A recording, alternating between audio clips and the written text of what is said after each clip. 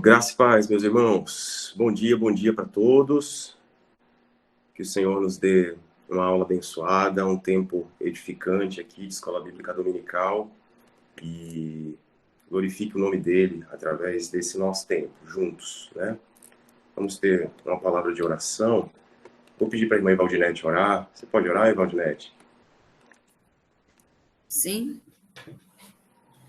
Pai, nós te louvamos por mais um dia que nos concedes. Obrigada pelo sol que nos aquece.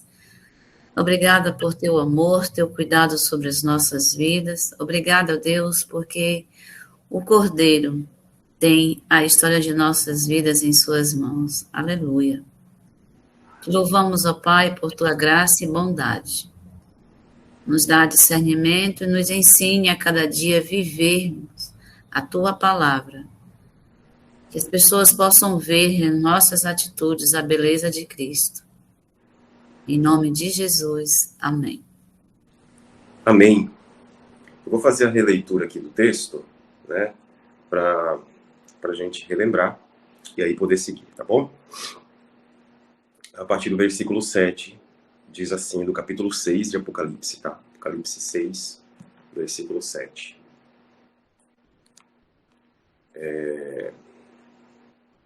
Quando o Cordeiro abriu o quarto selo, ouvi a voz do quarto ser vivente dizer: Venha! Olhei, e diante de mim estava um cavalo amarelo. Seu cavaleiro chamava-se Morte, e o Hades o seguia de perto. Foi-lhe dado poder sobre 1/4 da terra, para matar pela espada, pela fome, por pragas e por meio dos animais selvagens da terra. Quando ele abriu o 5º selo, vi debaixo do altar as almas daqueles que haviam sido mortos por causa da palavra de Deus e do testemunho que deram. Eles clamavam em alta voz: Até quando, ó soberano, santo e verdadeiro, esperarás para julgar os habitantes da terra e vingar o nosso sangue?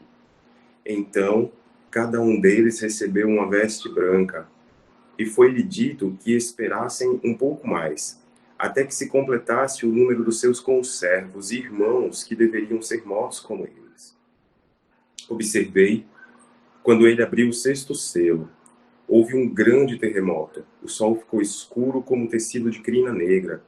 Toda a lua tornou-se vermelha como sangue, e as estrelas do céu caíram sobre a terra como figos verdes caem das figueiras, quando sacudidos por um vento forte. O céu se recolheu como se enrola um pergaminho, e todas as montanhas e ilhas foram removidas de seus lugares.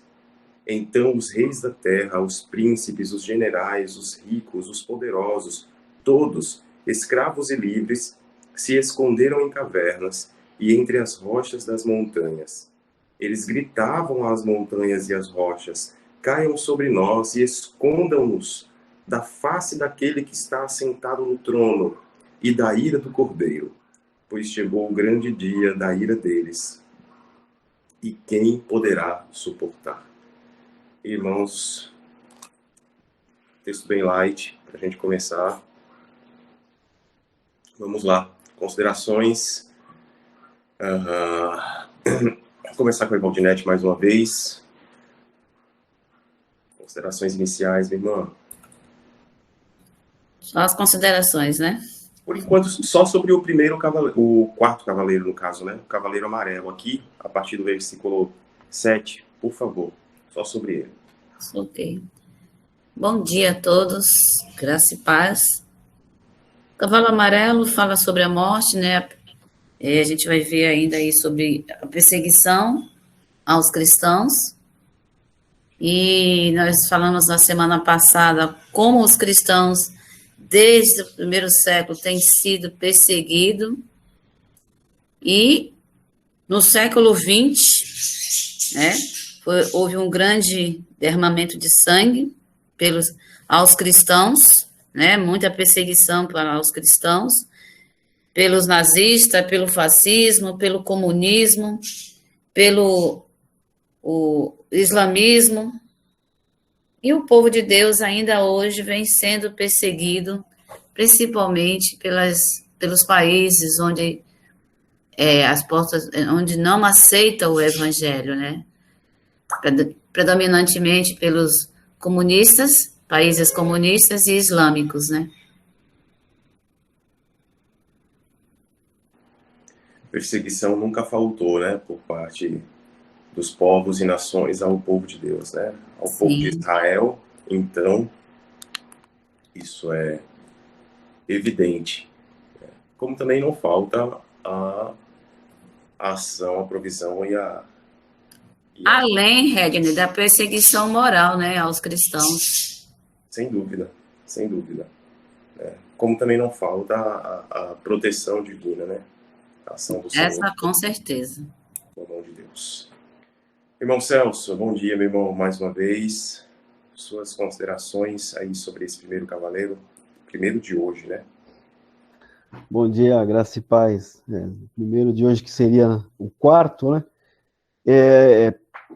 Vai falar principalmente sobre a morte, né?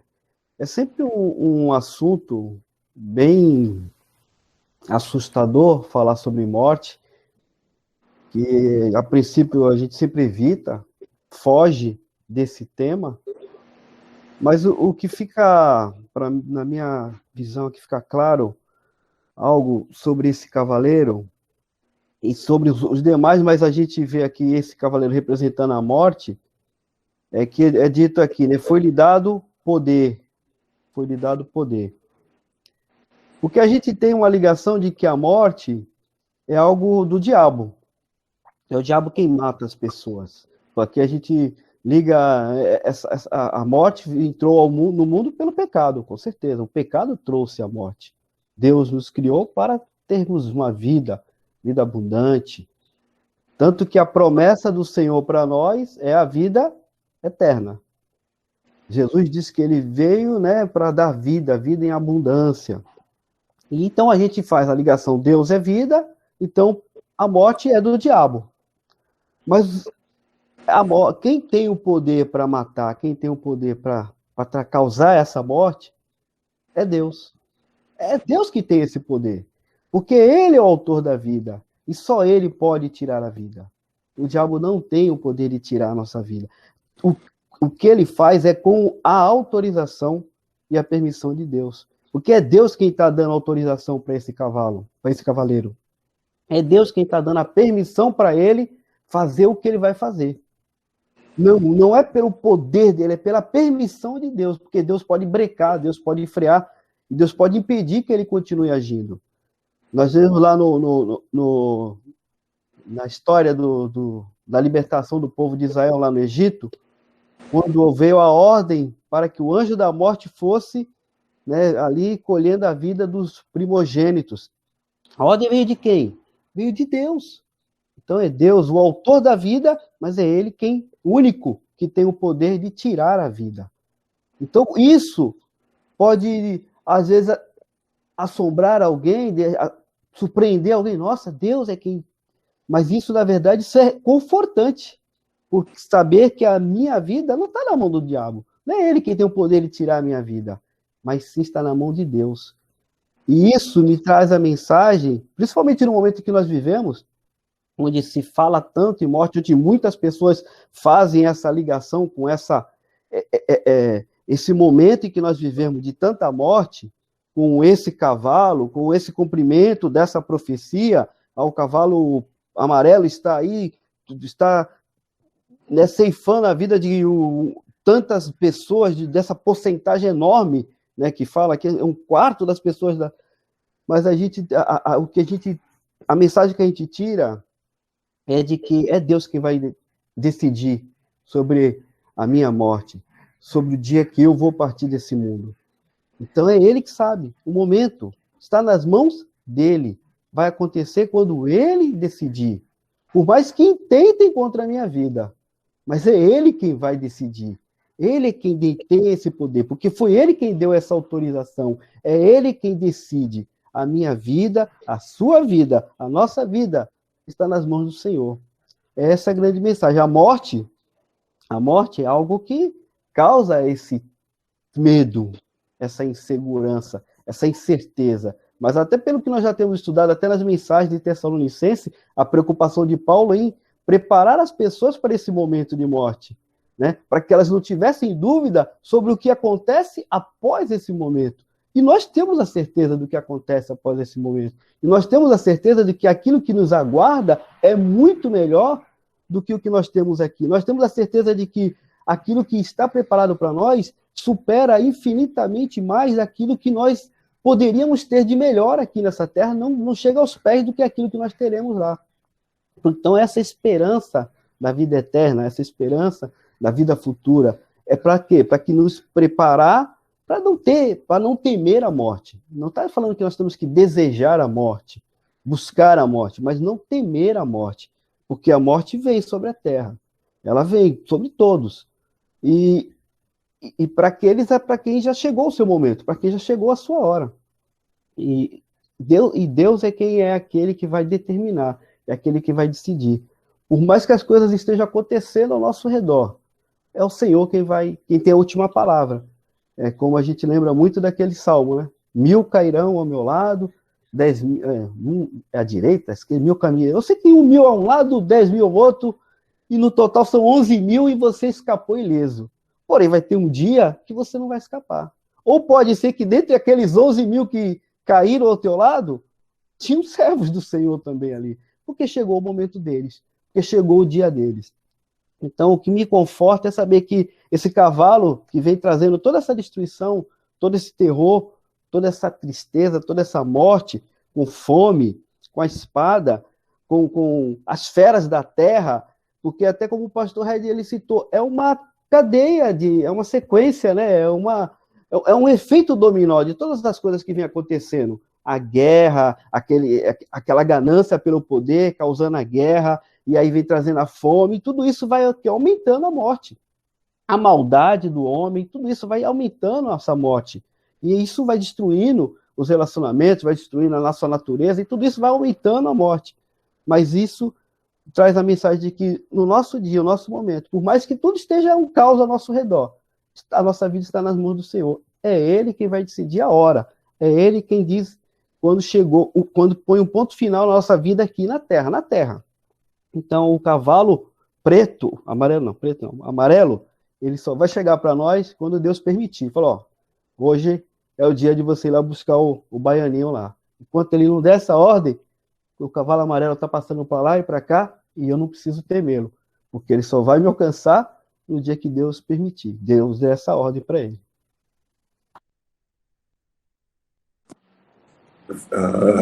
Luizeto? Graça e paz, amados. Um digno representante do Sudeste, ladeado por 3 dignos representantes do Nordeste. Temos aqui um carioca, ao lado de 2 baianos e um sergipano. Estou muito bem acompanhado. O povo carioca ama e se dá muito bem com o povo nordestino, porque o povo carioca é tão festeiro, tão falante e comunicativo quanto o povo nordestino. Isso é uma bênção. Amados, que o Senhor continue nos iluminando, nos orientando. É um tempo propício para nós estarmos estudando Apocalipse. Eu creio que sempre foi um tempo propício, mas os dias atuais, com todos os acontecimentos aí que nós temos presenciado, nós observamos que essa abertura do 4º selo é uma coisa muito séria. Quando nós temos a abertura do 3º selo, né, que veio falar sobre a fome, e isso em decorrência da abertura do 2º selo, que foi a questão do cavaleiro com a guerra, né? Então nós temos o 2º selo trazendo aí o cavaleiro, o cavalo aí com a guerra, e aí nós temos depois o cavaleiro, o cavalo preto, né, trazendo a fome, a escassez, e agora o 4º selo com o cavaleiro, o cavalo amarelo, né, trazendo aí a morte.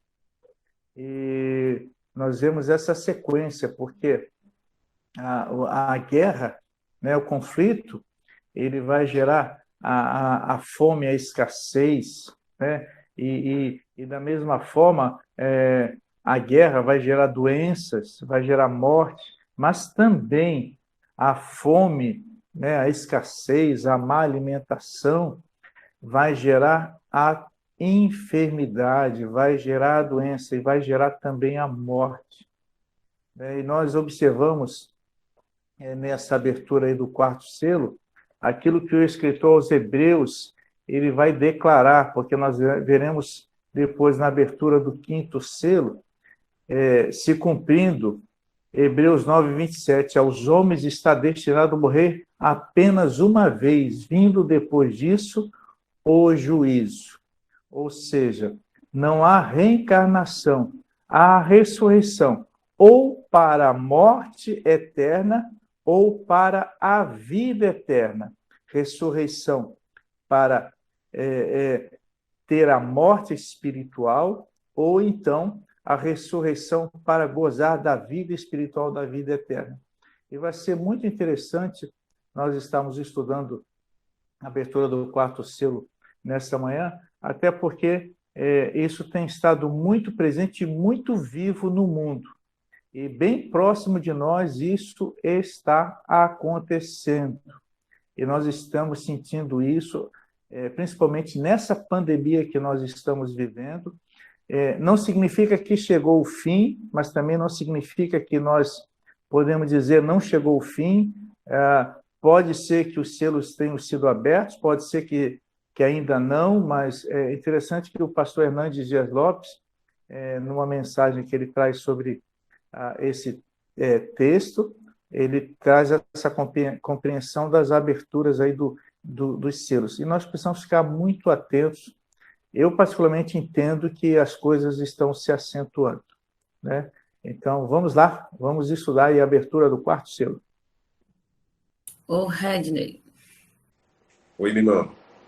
A fala do Celso me fez, principalmente quando ele recitou esse texto, o Salmo, né? 1000 cairão ao teu lado, 10.000 à tua direita, me fez lembrar da experiência da missionária Ana Alzira, quando ela esteve em Angola, onde teve a guerrilha, e ela ficou sabendo que tinha alguns irmãos que estavam vivos, mas estavam no meio de muitas pessoas mortas, né? E aí ela, não, vamos lá buscar. E aí o pessoal, você é louca, como é que você vai sair? Está tendo bombardeio.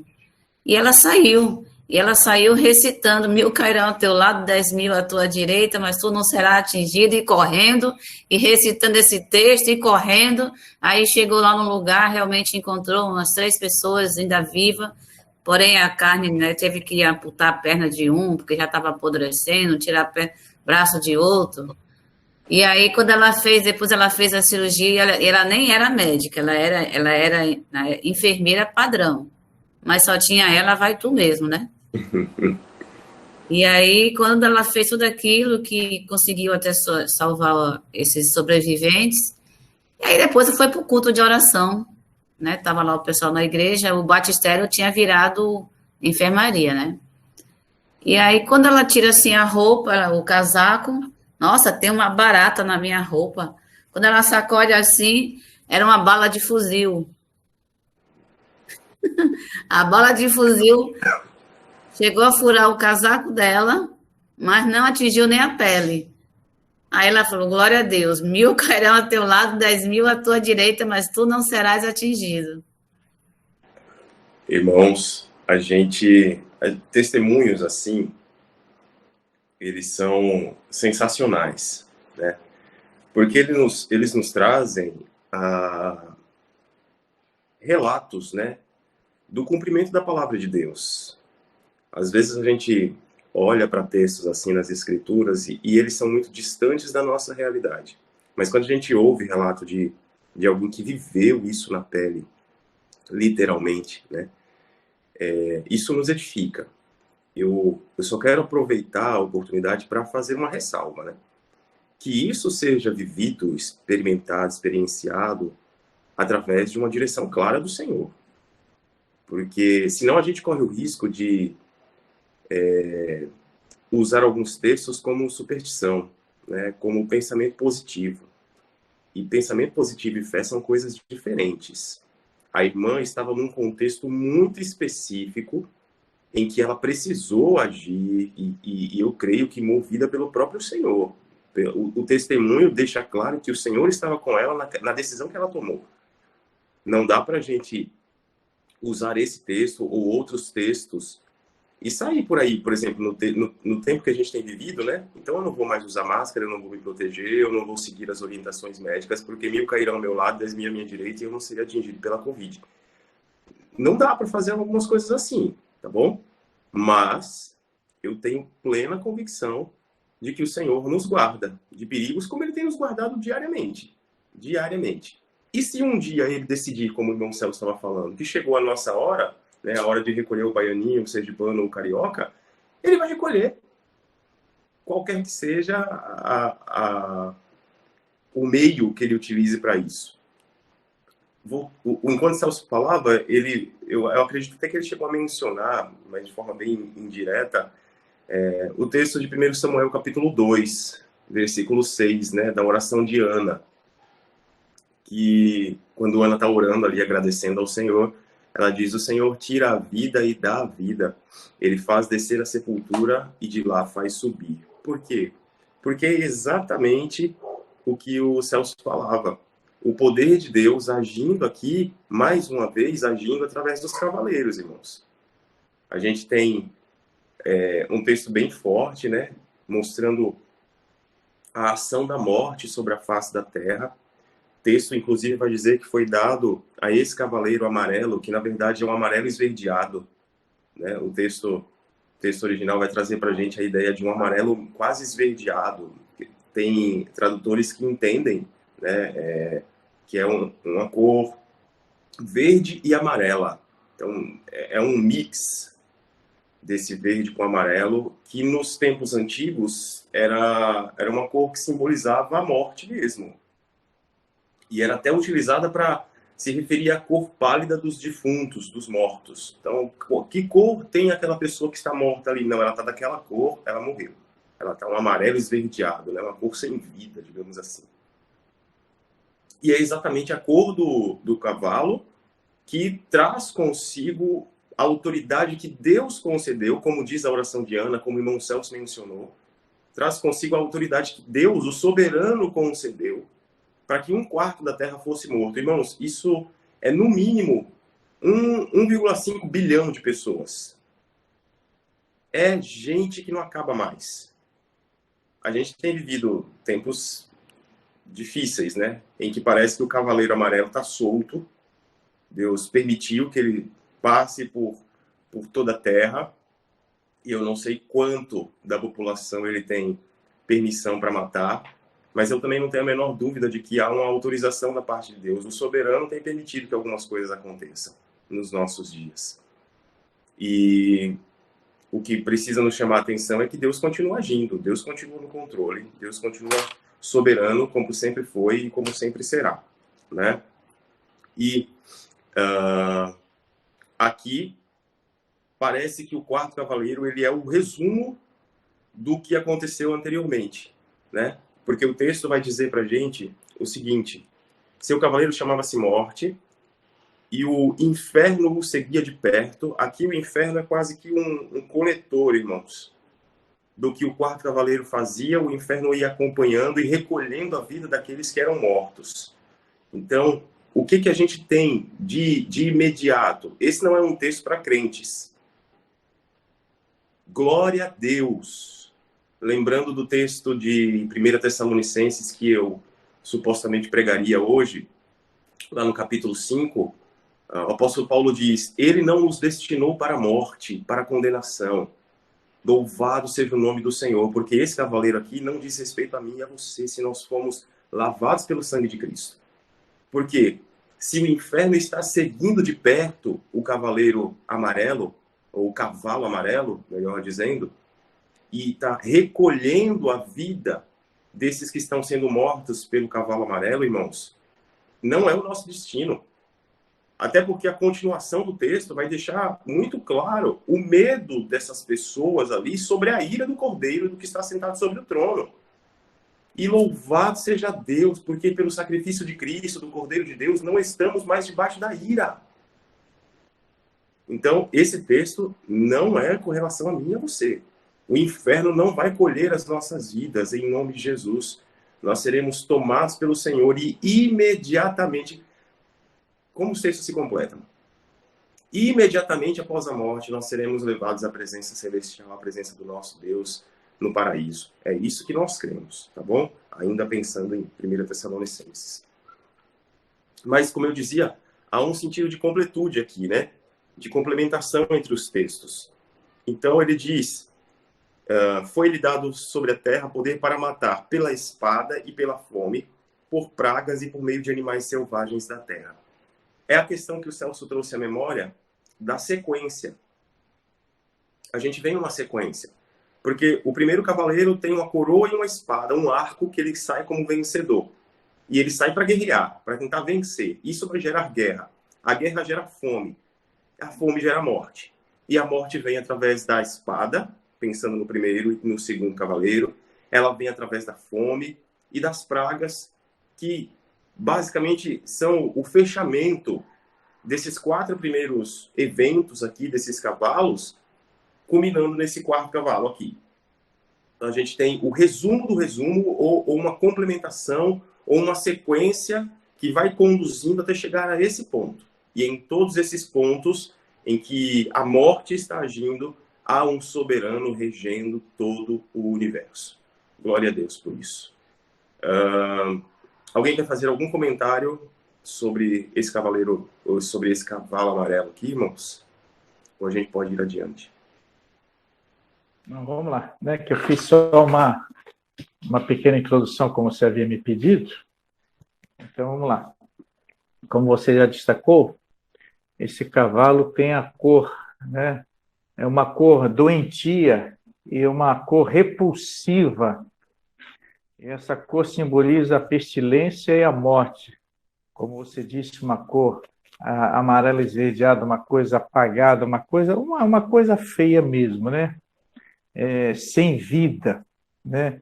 Uma coisa desnutrida, aquela coisa realmente que causa repulsa, né? É a cor de um cadáver. É montado por um cavaleiro chamado Morte. E a missão aí desse cavaleiro, desse cavalo, a missão, dizimar uma parte dos habitantes da terra através da espada, como você disse, da fome, da peste e das feras, provocando uma morte dolorosa.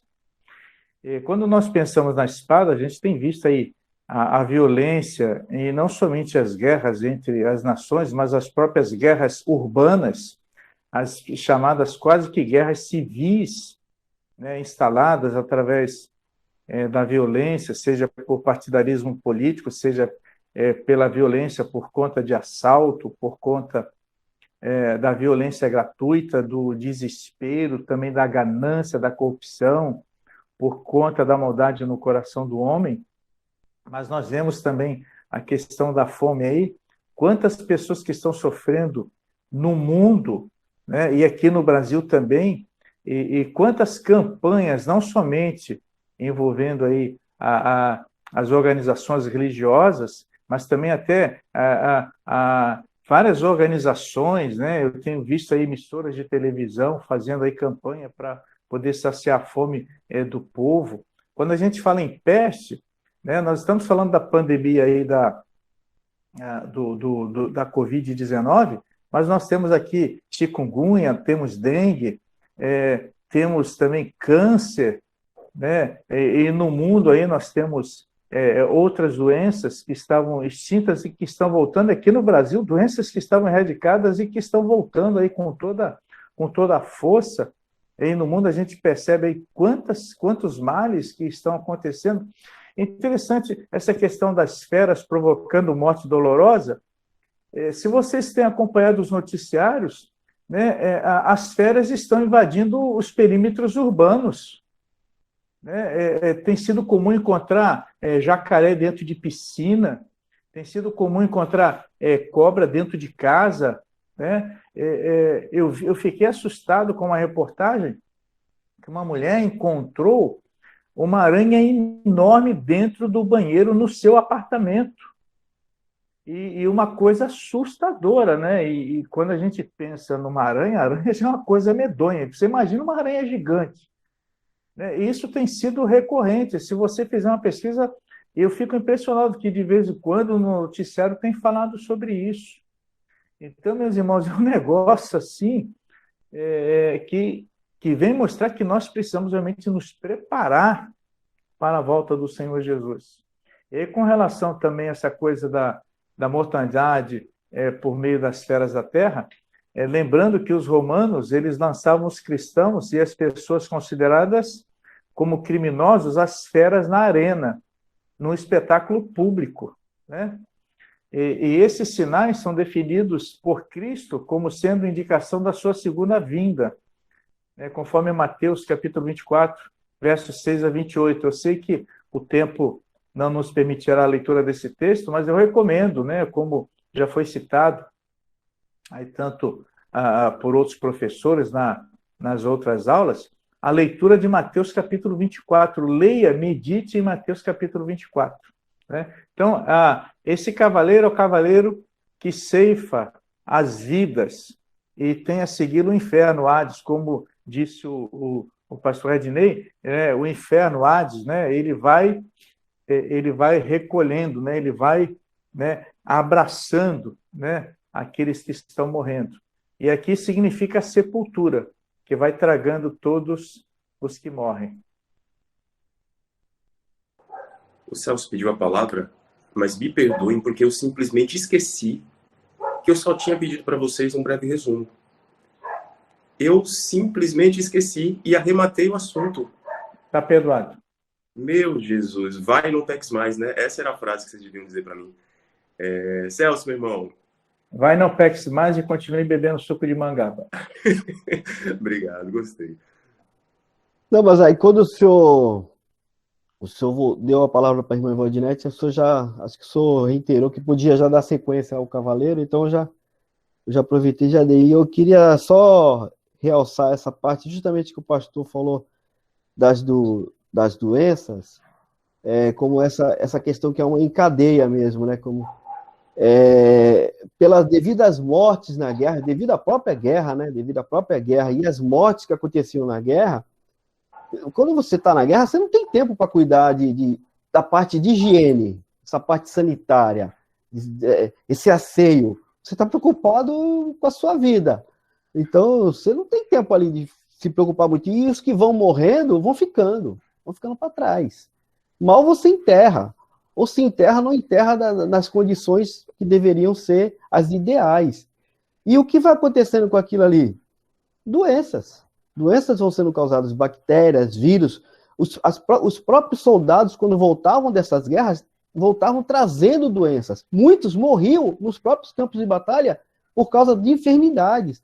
Então, a guerra, a morte da guerra, da violência da guerra, mas também devido às doenças que a guerra trouxe, pela falta de higiene, né, pelo problema sanitário. Então, a gente vê que a higiene, como ela é importante, a gente está falando muito disso nos nossos dias, né? Como a higiene ela é importante, como pelo simples fato da gente ter uma boa higiene, um cuidado com a nossa higiene, já evita quantas doenças a gente consegue evitar, consegue impedir que se propague. Então, uma das razões desse aumento de morte foi na sequência dessas guerras, por causa dessa falta de higiene e dessa transmissão em massa, né, que começou a ocorrer, e aí várias epidemias vieram depois dessa época aí. Muito bom. Beto levantou a mão. Positivo. Bom dia, gente. Então, não, eu só queria fazer um comentário, acho que perto do que a gente está vivendo, né? Por exemplo, você vê, principalmente no começo da pandemia, a gente via o pessoal que ia se recuperando, saindo do hospital com a plaquinha, né? Eu venci o Covid. E aí muitos saíam embalados, né? Não tinham nenhuma comunicação a respeito dele. E aí a gente está vivendo um tempo de muitas mortes, né? E como você bem falou, esse cavalo amarelo, cavalo amarelo, né? Ele não é para nós, né? Ele não é para nós. Mas a pergunta é o seguinte: e os irmãos que morreram no Covid? Eles perderam por Covid? Paulo fala lá em 1 Coríntios 15, onde está a morte, a sua vitória? Onde está a morte, a tua vitória? Onde está inferno, o teu aguilhão? Né? Onde está o poder da morte sobre aquele que pertence a Cristo? Em lugar nenhum. Né?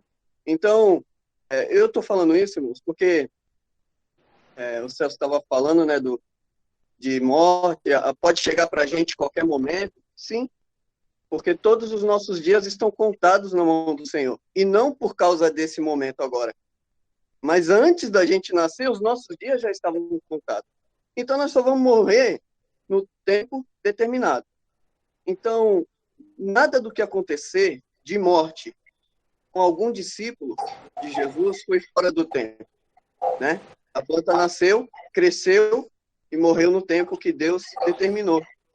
E eu quero fazer essa observação porque a impressão que eu tenho, irmãos, é que quando algum irmão em Cristo, ele morre, e aí, no nosso contexto hoje, por causa do Covid, a impressão que dá é que ele perdeu o Covid.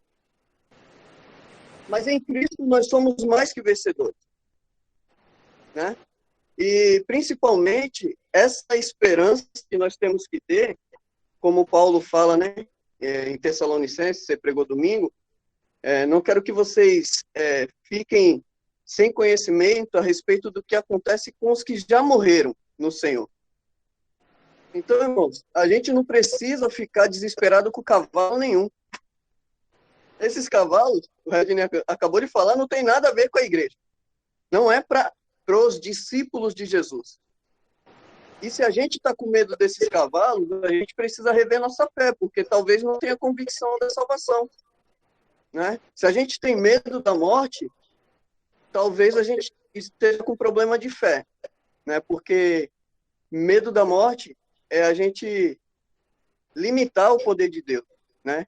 E aí eu lembro também do que Paulo falou. Se nós aguardamos em Deus só para essa vida, somos de todos os homens os mais miseráveis. Então, a primeira coisa que eu gostaria de informar, ou talvez de lembrar, né, é que o cristão não perde quando morre. O discípulo de Jesus, ele não perde quando morre. Pelo contrário, o verdadeiro discípulo de Jesus, ele está vivendo a cada dia, se preparando para esse dia, para o dia do encontro com o Senhor. Pode ser que seja pela morte, né? Mas também, como Paulo falou, nós, os que estivermos vivos. Então, Paulo tinha uma expectativa de olhar o Senhor descer do céu. Né? Ele consolava aqueles que já faleceram ou os enlutados, mas, ao mesmo tempo, a expectativa dele era ver o Senhor vir e não passar pela morte. Né? Então, uma coisa que eu queria lembrar, que a gente não precisa ter medo da morte. Né? De jeito nenhum. Eu acabei de chegar do hospital. Eu tenho medo de ficar doente, como eu vejo algumas pessoas lá. Tenho medo de ficar na cama. Né? Eu tenho medo de ficar paraplégico, doente mental. Eu tenho medo disso. Mas de morrer? Paulo falou que é lucro. Qual o medo da morte? Né? Então, irmãos, vamos ter essa consciência, né? Vamos desenvolver essa consciência de que a morte não é um problema para nós. A morte é a porta do nosso encontro com o Senhor. Né? Então, é isso que eu queria comentar a respeito desse cavalo. Tá bom, meu irmão. Valdinete havia levantado a mão. Irmãos, eu disse que o inferno, né, que é uma das supostas interpretações para o Hades, é que não é o nosso destino, não é o nosso lugar, o inferno não nos recolherá, tá bom? Então, a morte realmente, o Beto falou bem, a morte não é o nosso fim. A morte é o começo do nosso encontro perfeito com o Senhor. É lucro. Paulo deixa claro, a morte não é perda, a morte é lucro para o cristão, para o verdadeiro discípulo, para a verdadeira discípula do Senhor. Mas ninguém quer morrer agora, né? Evaldinete, depois do Luizeto. Sim, na verdade, assim, a gente sabe que tudo é permissão de Deus, né? E o que eu queria destacar, assim, quando o Celso falou da questão de que muitos dos soldados, quando vinham da guerra, traziam doenças, é porque, assim, o contato com o morto traz bactérias, né? E essas bactérias se proliferam de formas diferentes. É tanto que a gente está vendo aí um momento de várias espécies de Covid, né? Várias vertentes, sei lá, de Covid. Então, como aconteceu mesmo com um certo médico. Ele tinha um hábito de beijar o morto. Ele é um médico jovem. Ele tinha um hábito de beijar o morto. Aí o outro colega falou para ele assim, não faça isso. Para de fazer isso, porque você vai acabar trazendo... vai trazer consequências para a sua vida. Que nada, eu já fiz isso várias vezes. Aí, certa vez, ele se encontrou com uma moça, uma aeromoça, e beijou. Deu assim um selinho. E essa moça saiu, ela teve um encontro com esse médico lá no Rio Grande do Sul. Quando chegou em São Paulo, seus lábios estavam inchados e ela ficou preocupada com aquele inchaço, ela começou a ter febre. E aí foi ao médico, o médico falou assim, com quem você teve contato? Qual foi a última pessoa que você deu, sei lá, teve um beijo, alguma coisa? Aí ela lembrou. Aí ela voltou, pegou outro voo, voltou, foi atrás desse médico. Aí ele não estava, aí perguntou o colega dele, aí ele falou, olha, eu não posso falar. Não, se você não me falar o que acontece, por que eu estou assim, ela já estava ficando com o rosto deformado. Por que eu estou assim? Aí ele falou assim, não, eu não posso, então eu vou chamar a polícia. Só para encurtar o caso, né? Para mostrar. E aí eu sei que depois ele teve que falar para ela que ele tinha esse hábito, aí ela descobriu que a bactéria que ela pegou foi dele, por causa desse hábito que ele tinha. Né? Então, assim, o fato de muitas guerras transmitir, além da morte, transmitir várias doenças, porque até a Bíblia fala, né, que a gente vendo lá Êxodo, Números, fala que ninguém poderia se contaminar com o morto, mas nesse sentido de que traria, né, outras doenças. E é verdade, a gente tem visto. Ter medo da morte? A gente não tem medo da morte, só não quer a morte agora. Mas se chegar para nós é lucro. Se chegar para nós é lucro. Seja pela espada, seja pela praga, seja pelas pedras. Está tudo no controle de Deus, então. Pois é. Agora, que hábito nojento desse médico, misericórdia. Luizeto. É interessante que o próprio Senhor, sobre essa coisa do cadáver, ele dá orientação muito específica para o seu povo no Velho Testamento, que deveria depois, quem teve contato, ter um período de purificação, né? Mas, Redney, eu levantei a mão porque eu não entendi a colocação do irmão Zé Roberto, eu não sei se eu entendi mal, que ele falou que Paulo consolava os que tinham morrido, foi isso? Eu tive essa compreensão, aqueles que tinham... Foi isso? Eu entendi certo? Foi essa colocação que ele fez ou eu entendi errado?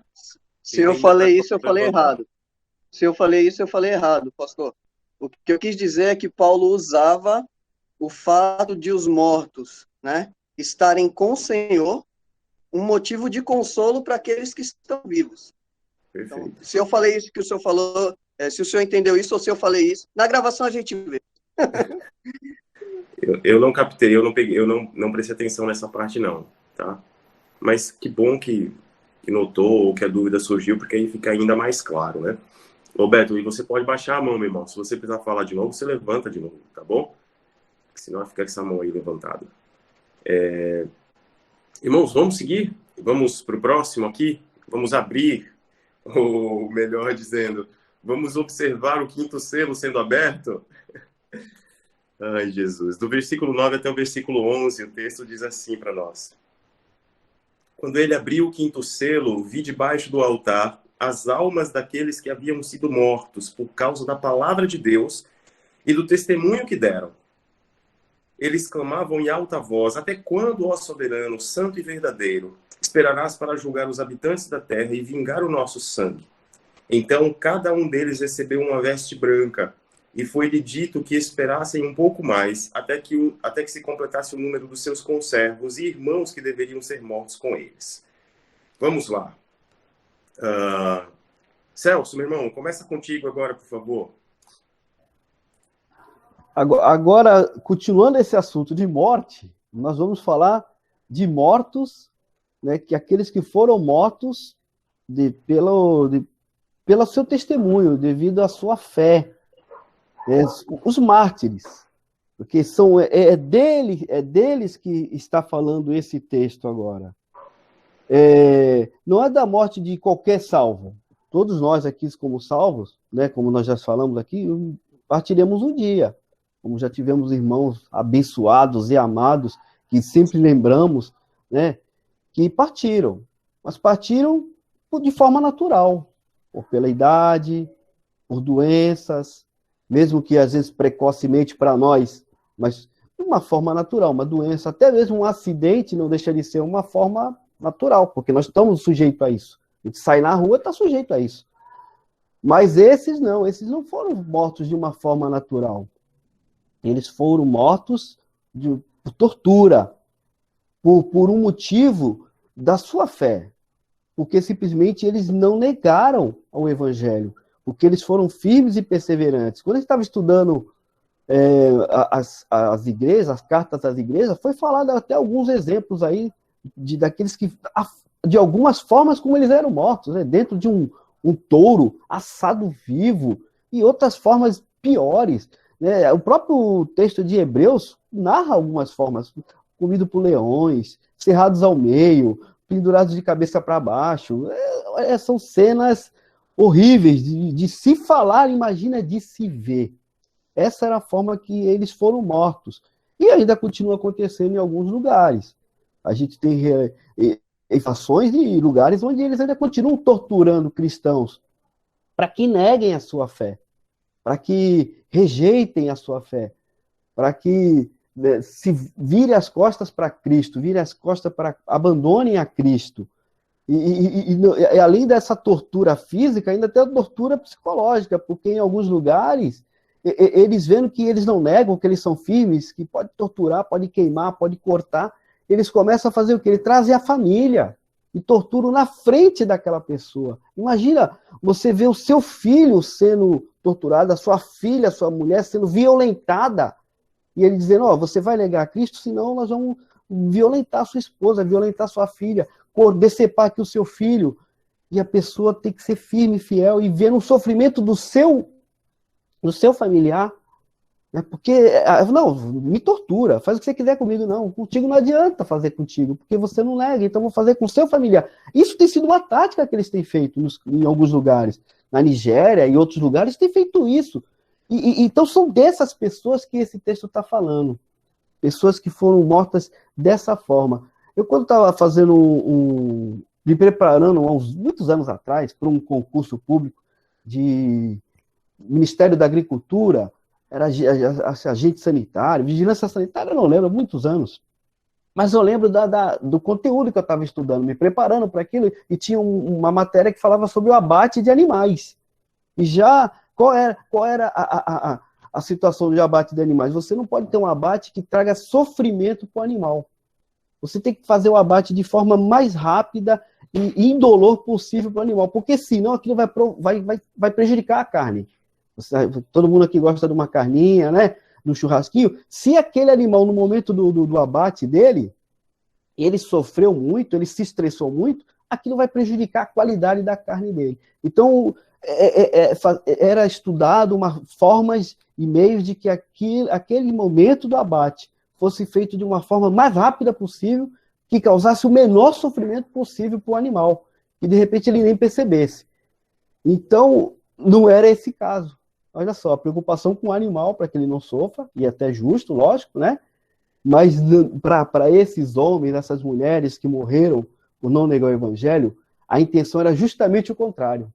Primeiro que a intenção não era nem matar a primeira preocupação. A primeira intenção era fazê-los negar a sua fé. Era fazê-los abandonar a Jesus. Então, para que isso acontecesse, eles causavam a maior tortura possível, o maior sofrimento físico e mental possível. E devido a esse sofrimento que ia aumentando, essa dose que ia aumentando, essa dor que ia aumentando, e muitos vinham a morrer, e até alguns eram mortos mesmo, devido não vai me negar mesmo, então acaba matando. E é desses que eles estão falando nesse texto. E o que essas almas estão clamando? O que essas almas estão clamando? Elas estão dizendo assim no versículo 10: até quando, ó verdadeiro e santo dominador, não julgas e vingas o nosso sangue dos que habitam sobre a terra? Quantos salmos a gente já leu assim, né? Até quando, Senhor? O Senhor não está vendo o que está acontecendo? Quantas orações nós já não fizemos assim? Senhor, o Senhor não está vendo o que está acontecendo? O Senhor não está vendo o que está acontecendo no nosso país? O Senhor não está vendo o que está acontecendo na minha empresa, no meu trabalho? O Senhor não está vendo o que está acontecendo na minha família? Até quando, Senhor, nós vamos ficar sendo assim, humilhados, perseguidos? E aqui, muitas vezes, a gente acha que isso é pedir vingança. Isso não é vingança. Essas almas, esses mártires, não estavam clamando por vingança. Não estavam clamando por vingança. Eles estavam clamando por justiça. E há uma grande diferença de vingança e de justiça. A vingança é para satisfazer aquele meu desejo. Já que me fez sofrer, já que me fez chorar, então sinto o mesmo que eu senti. Passo pelo mesmo que eu passei. Não é isso que o desejo deles. O desejo deles é que haja justiça. É que a justiça do Senhor se manifeste. É que a vontade de Deus se manifeste.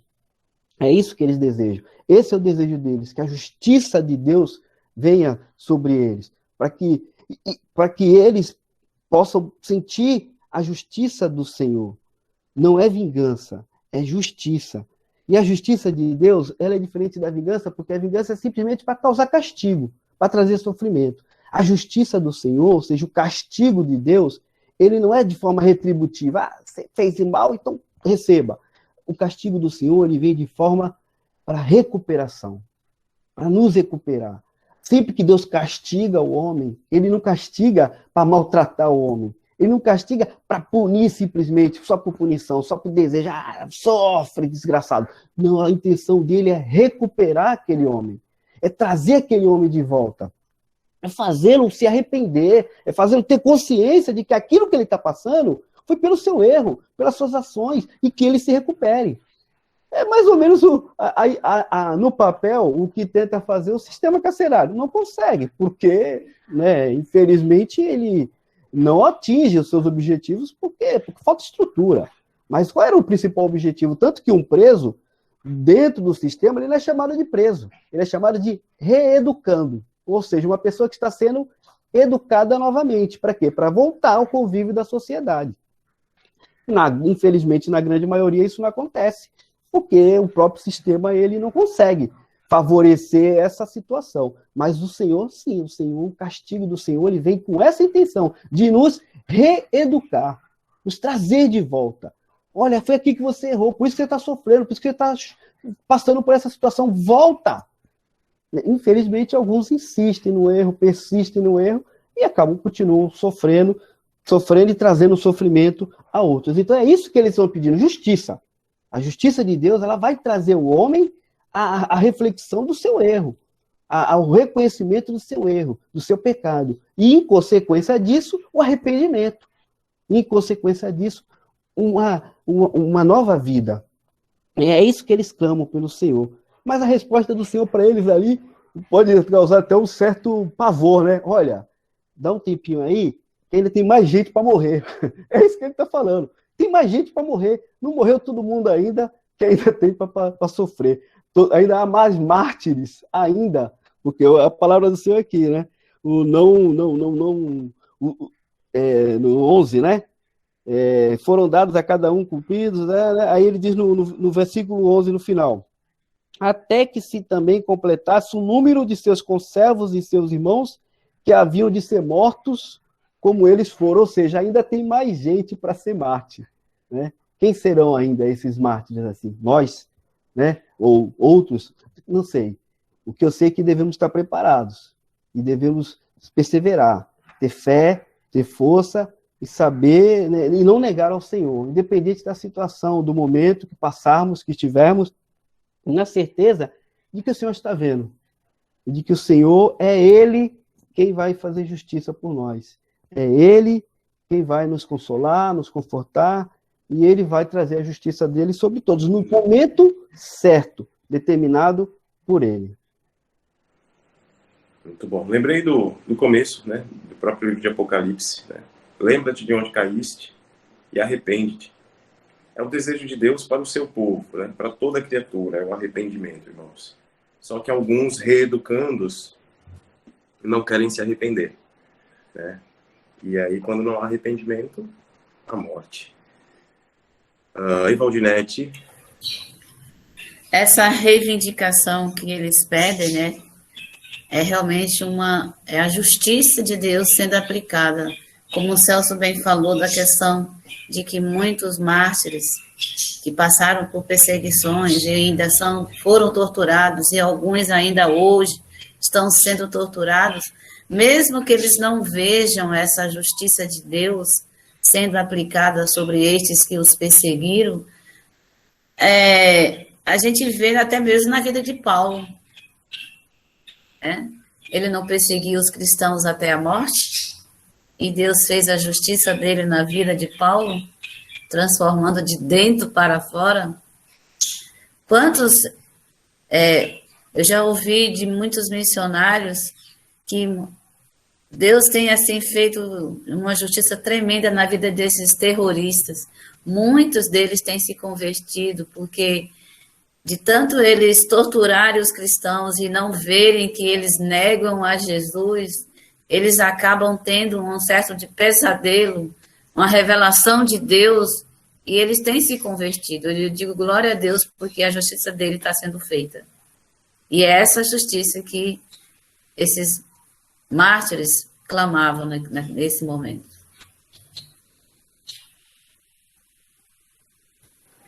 Luizeto. Ok, vamos lá. Então, as almas dos que haviam sido mortos nas perseguições foram vistas debaixo do altar de Deus, significando que estão seguramente protegidas. Né? Isso é muito interessante. E debaixo dessa proteção, clamavam a Deus por justiça. Uma vez que a perseguição que sofreram era uma atitude de rebeldia contra Deus. Então, eles foram perseguidos por conta de uma rebeldia contra Deus. E aí, esses salvos sofreram na pele, essas almas sofreram na pele. Né? Então, era uma atitude de rebeldia contra Deus, contra o seu Filho amado, Jesus, e contra a própria vontade divina. Né? Então, aí nós temos o sangue dos mártires reivindicando o julgamento de Deus sobre os seus injustos perseguidores.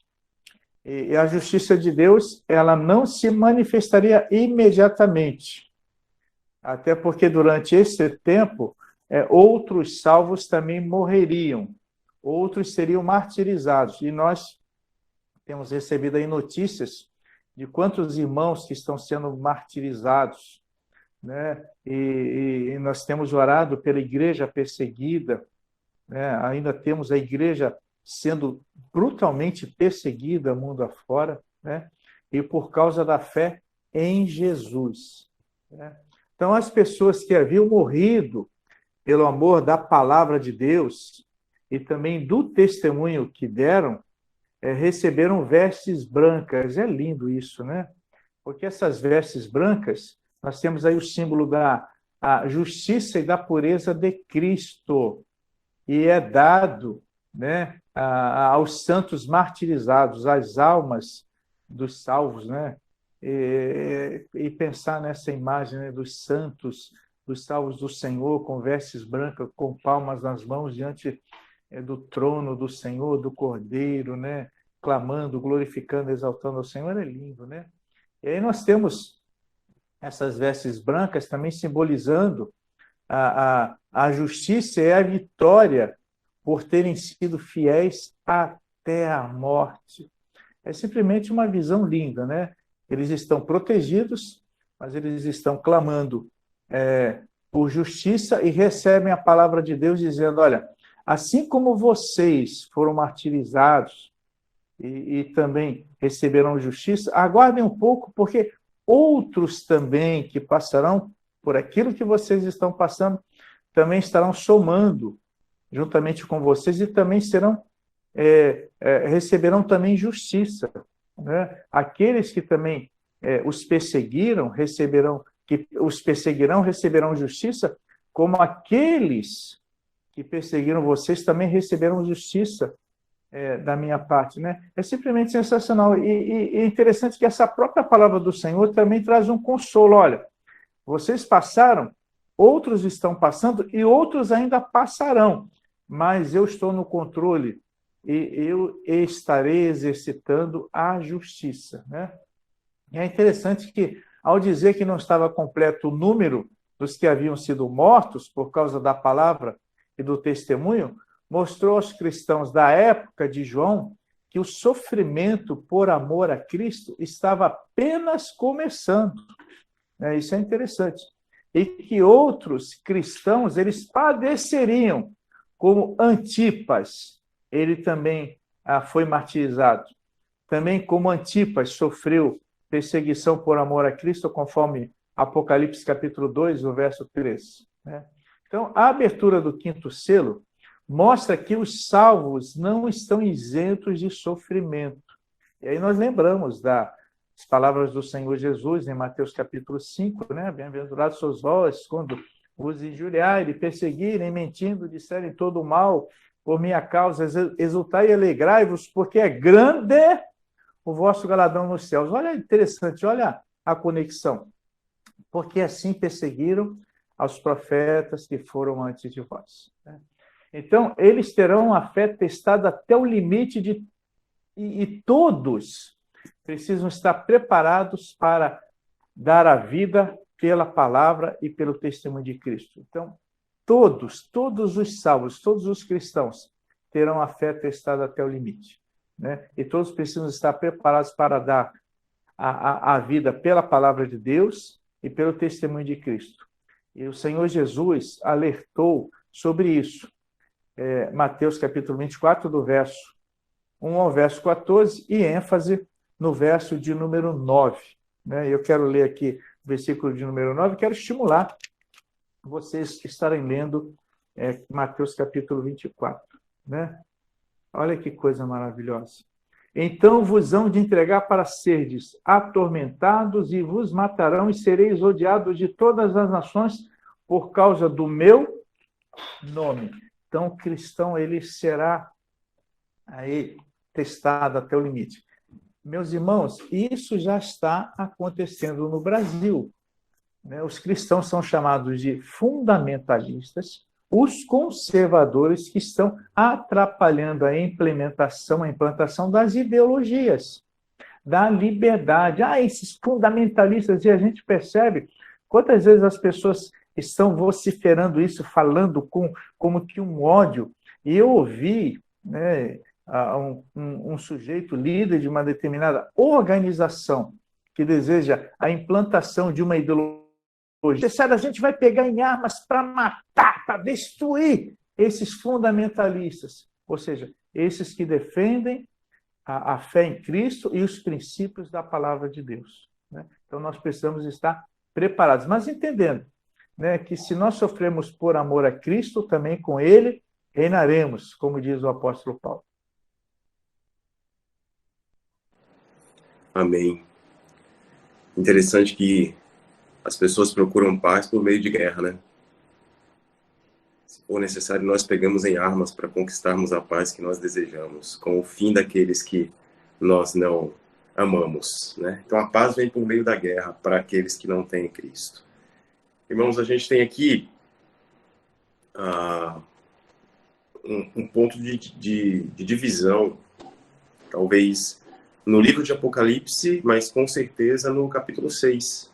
Porque a gente vem de um cenário de guerra, a gente vem de um cenário de praga, de destruição, de fome, de morte, de espada, né? O primeiro cavalo traz consigo o arco da conquista e a espada, até a morte pela espada mesmo do quarto cavalo, né?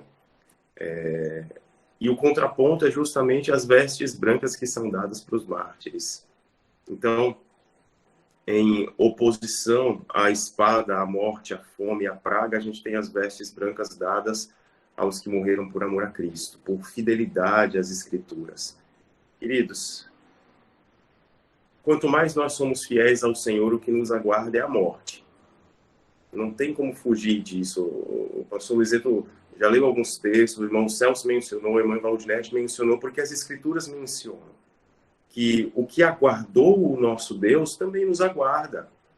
Cristo foi perseguido e nós também somos e seremos perseguidos se formos fiéis a Ele. O nível, o grau dessa perseguição é que pode variar. A gente sabe de países que vivem intensa perseguição religiosa e que o nível dessa perseguição, né, é absurdo, é desumano o que é feito. O Celso deu alguns testemunhos, a gente sabe de outros. Então, é diferente daquilo que nós enfrentamos aqui, porque, graças a Deus, o que a gente enfrenta aqui é mínimo. Mas a gente precisa estar preparado. A gente precisa estar preparado e buscar sempre uma vida de fidelidade ao Senhor. Tem uma questão aqui com relação a simbologia, né, o simbolismo dessas almas abaixo do altar. Irmão, mas eu não vou nem entrar nessa questão, porque tem uma discussão de que tipo de altar era esse, se era um altar de ofertas queimadas, se era um altar de incenso. Eu acho que isso é irrelevante para nós, né? O que nós precisamos ter em mente quando nós lemos essa parte do capítulo 6 de Apocalipse? É que essa é a única oração de vindicação que acontece em Apocalipse. A única oração de súplica está aqui: Senhor, faz justiça, vinga-nos justamente, né? O irmão Celso falou, o Valdinete mencionou também, o desejo desses irmãos era por justiça. Mas eles sabiam que o Senhor era o vingador. Nos salmos imprecatórios, lá nós temos o pedido por vingança. Mas não é uma vingança simplesmente por ódio, como nós fazemos. É a vingança no sentido de, eu sei que meu Deus é vingador, que ele fará a justiça acontecer. E a fará de forma justa. Então o desejo desses irmãos era para que essa justiça acontecesse. Para que o Senhor trouxesse sobre os ímpios a condenação prometida. Eles não estavam pedindo algo novo, diferente do que Deus já havia prometido. Eles estavam pedindo o cumprimento da promessa divina. E nós devemos orar pedindo o cumprimento da promessa de Deus. A resposta do Senhor para eles é: tenham calma, tenham paciência, porque outros ainda sofrerão. Mas o dia da vingança virá, o dia da justiça virá, e não tardará. Irmãos, e esse dia, o restante do capítulo 6 aqui vai mostrar para a gente como será esse dia. Vai extrapolar todo o sofrimento que os ímpios causaram aos justos. Não tenho dúvida disso.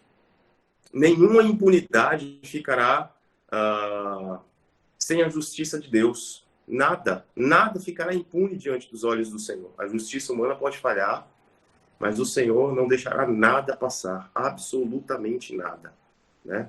Então, vamos seguir para a gente conseguir ver aqui quais as características dessa justiça que Deus trará, tá bom? Deixa eu ver, alguém levantou a mão? Não, né? Apareceu uma mensagem aqui para mim, mas não. Vamos lá, vamos seguir, vamos adiante. Observei quando ele abriu o 6º selo. Houve um grande terremoto.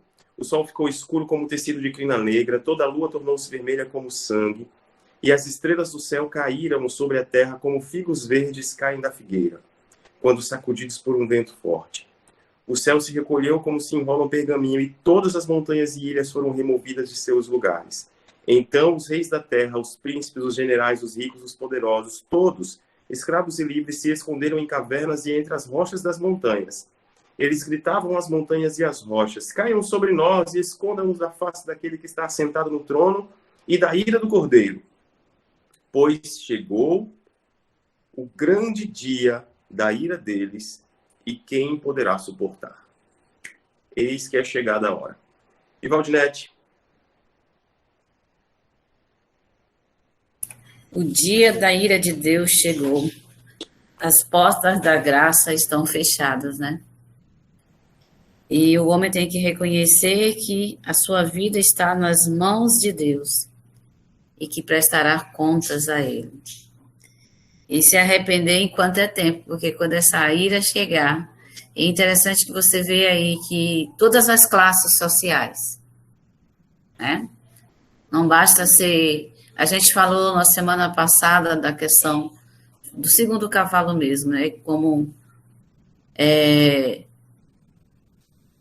essa crise toda, há interesse de alguns, e esses alguns cresceram financeiramente, assim, absurdamente, né? Vamos falar assim, como eles cresceram, suas rendas financeiras triplicaram, enquanto que uma grande parte da população mais miserável ficaram.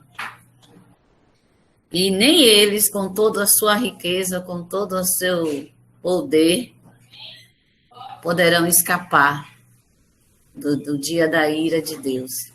Terão que prestar contas.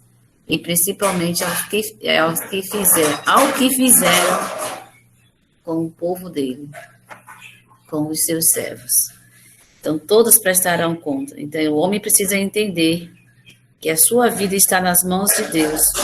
O futuro está também nas suas mãos. Que não tem tempo, ele não adianta ele pensar que ainda vai ter tempo para se arrepender. Vou deixar para amanhã, né? O tempo é hoje. O amanhã, como a Bíblia mesmo nos diz, basta cada dia seu mal. Então, o tempo é hoje. O arrependimento é agora. Por mais que o homem pense que terá tempo para se arrepender, não terá. Porque o dia da ira de Deus chegou. A graça, as portas da graça de Deus serão fechadas. É isso mesmo, minha irmã. É isso mesmo. Você estava falando sobre alguns dados, né? Diz que aumentou, eu não lembro exatamente a proporção agora, mas o número de bilionários, se eu não me engano, quadruplicou durante esse período de pandemia que nós temos vivido. Para você ver, Bill Gates, a fortuna dele quadruplicou.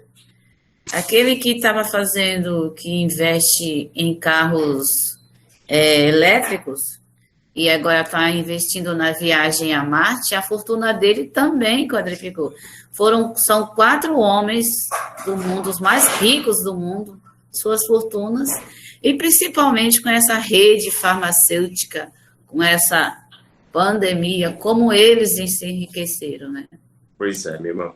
Então, enquanto boa parte da população enfrenta extrema dificuldade durante esse período, os que já eram ricos agora se tornaram ainda mais ricos, né?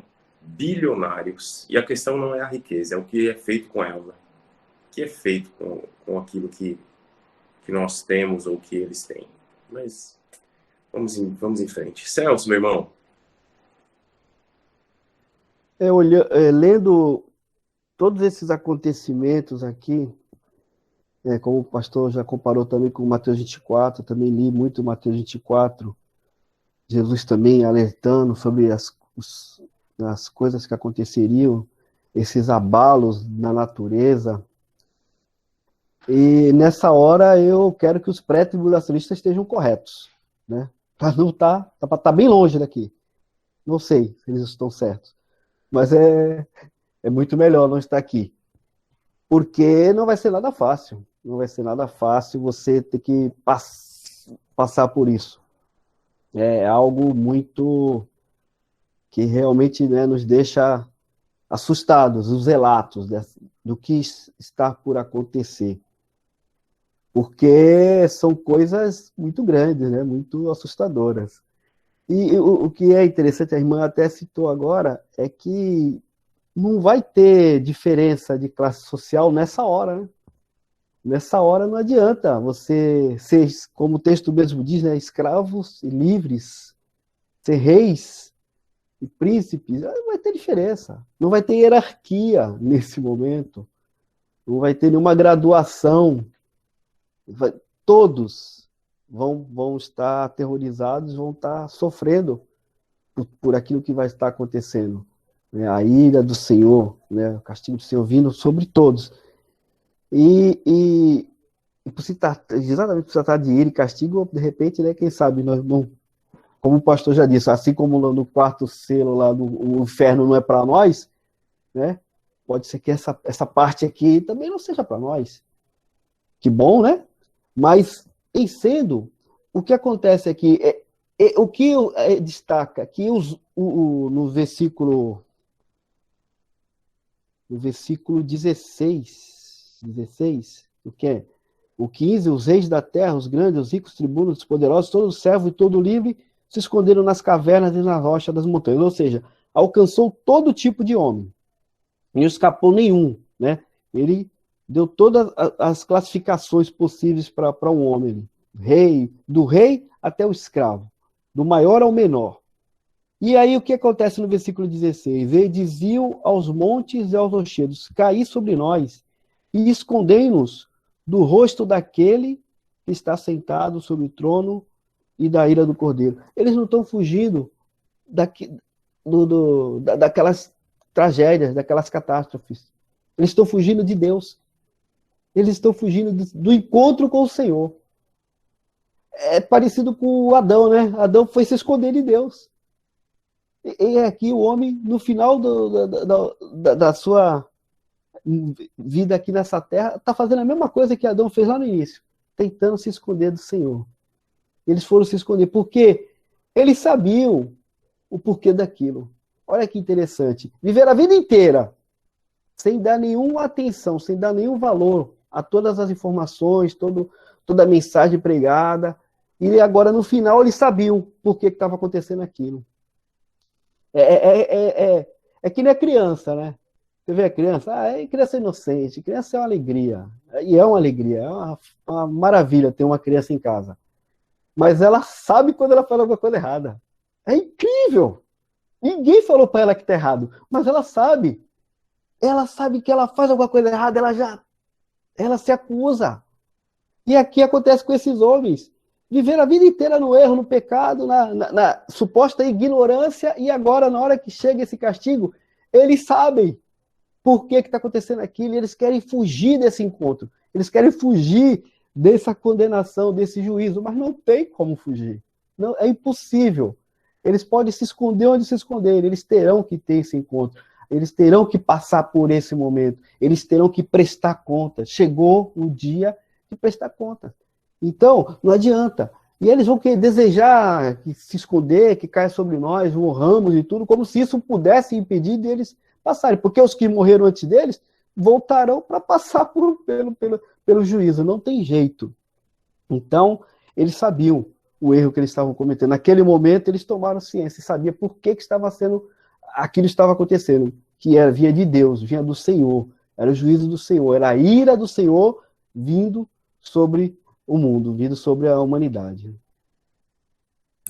Ô, Redney, é aquela questão, né? Não há um justo sequer, a ponto de quererem procurar a morte e não encontrarem a morte, achando que a morte seria uma saída, né? Exato. Eles desejavam a morte, pediam as montanhas, ou pedirão as montanhas, né? E os montes para que caiam sobre eles. Que morte terrível, você ser soterrado. Mas pensavam que a morte seria o fim. E na verdade não será. Porque o que vem após a morte é muito pior do que qualquer tipo de morte que possa ser enfrentada. Irmãos, olha, triste dia, terrível dia do Senhor para quem não tem a Cristo. Terrível. E aí também nos mostra aquela questão que o Espiritismo prega, né? Passou para um outro plano, como se nesse outro plano ele terá luz. Que luz? Sem Jesus? Só se for o outro plano deles, né? Porque o plano de Deus é o mesmo. O plano de Deus é único. Então, quem tem Jesus tem a vida, quem não tem o Filho já está condenado. Já é simples. O plano é um só, mas para quem não conhece, aí fica tentando dividir o plano em dois.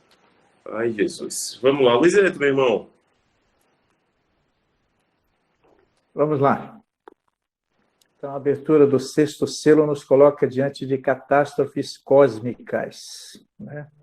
Que tem semelhança com o sermão do Senhor Jesus. E nós observamos isso em Mateus, capítulo 24. Eu incentivo, estimulo os amados, as amadas irmãs estarem estudando, lendo Mateus, capítulo 24. E essas catástrofes são o julgamento de Deus que cai sobre o mundo. Tanto é assim que os homens, os mais poderosos, e aí representam os reis, os tribunos, os ricos, e também os homens comuns, que são os livres, e os homens mais simples, servos e escravos, se esconderam buscando fugir da ira de Deus e do Cordeiro, mas compreenderam que havia chegado o grande dia da sua ira, o grande dia da ira de Deus, e que ninguém escapará do julgamento divino. Ninguém pode escapar do julgamento divino. Tenha o dinheiro que tiver, tenha a posição que tiver. Ah, mas eu sou poderoso. Ah, mas eu sou simples, eu sou humilde. Não. Todos tiveram acesso ao Evangelho de nosso Senhor e Salvador Jesus Cristo. Não é o rico que é salvo, não é o pobre que é salvo, não é o miserável que é salvo. É salvo todo aquele que se arrepende dos seus pecados e reconhece Jesus como Senhor e Salvador.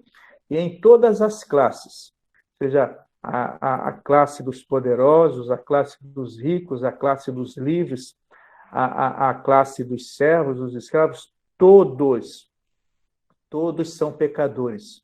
Como diz Paulo, escrevendo aos Romanos, todos pecaram e destituídos estão da graça de Deus. Né? E porque o salário do pecado é a morte, mas o dom gratuito de Deus é a vida eterna em Cristo Jesus. Observando Romanos capítulo 3, verso 23, e Romanos 6, 23, é muito interessante isso. Né? Então, os cristãos da época de João, perseguidos pelos poderosos do Império e do Império Romano, entenderam que no dia do juízo final, por mais poder que tenha qualquer ser humano, ele terá que submeter-se ao julgamento divino. E uma coisa que é interessante é que nós ficamos tão indignados, muitas vezes com as autoridades, com os reis, com os governadores, com os presidentes, né, com os senadores e deputados, com os prefeitos, com os vereadores. Interessante que a palavra de Deus fala sobre isso, que todos aqueles que têm governo sobre o povo, que governam sobre o povo, terão que prestar contas ao Senhor, porque só podem ter essa posição com a autorização, com a permissão do Senhor. Então, meus amados, por mais que fiquemos indignados e ficamos como cidadãos diante de tantas atrocidades que nós observamos através daqueles que governam e que poderiam estar abençoando o povo e não o fazem, ao contrário, muitas vezes amaldiçoam e prejudicam o povo, mas entendendo que o Senhor trará a juízo todos. E não somente esses, mas todos os seres humanos. Todos, independente da classe, independente da raça, independente da cor da pele, independente da língua que fala, independente do grau de intelectualidade, né, todos serão chamados, né, a prestar contas ao Senhor. Né? E a abertura do sexto selo mostra que no dia do julgamento, né, os homens tentarão fugir da presença de Deus, como tem feito desde o pecado de Adão, né, conforme foi citado aí pelo professor Diácono Celso. Gênesis capítulo 3, do verso 1 ao verso 7. Né? Desde que Adão pecou, desde que o pecado entrou no mundo, o homem tem procurado fugir da presença de Deus. Né? e até o momento final, os habitantes da terra julgarão possível escapar de Deus e da sua justiça. Mas isso será impossível. Literalmente aqui é uma missão impossível. Fugir da ira e do julgamento de Deus. Não há quem possa, não há mesmo. Não há mesmo, não tem como. É impossível. Muito bom. Queridos irmãos, a gente vai parar por aqui, né? Acho que já está mais do que suficiente, embora ainda tenhamos muitas coisas para conversar ainda em Apocalipse capítulo 6. É um texto rico, com muitos detalhes. A gente podia ficar discutindo algumas questões aqui, mas eu creio que o que foi apresentado pelos professores é muito bom e é suficiente para a gente ter ainda mais convicção e sair daqui ainda mais edificados, sairmos daqui ainda mais edificados pela palavra de Deus, tá? Nos preparemos, queridos, nos preparemos para possíveis perseguições, nos preparemos para o encontro com o Senhor, sejamos consolados, porque independente do que enfrentemos nessa vida, nós temos um justo juiz que é por nós.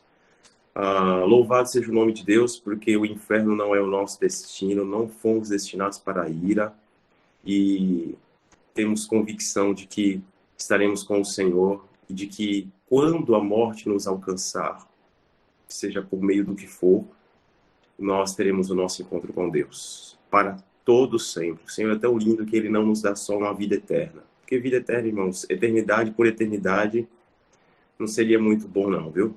Agora, a eternidade com Ele é outra história, né? A eternidade com o Senhor é o que torna as coisas agradáveis e tem que ser a razão da nossa esperança.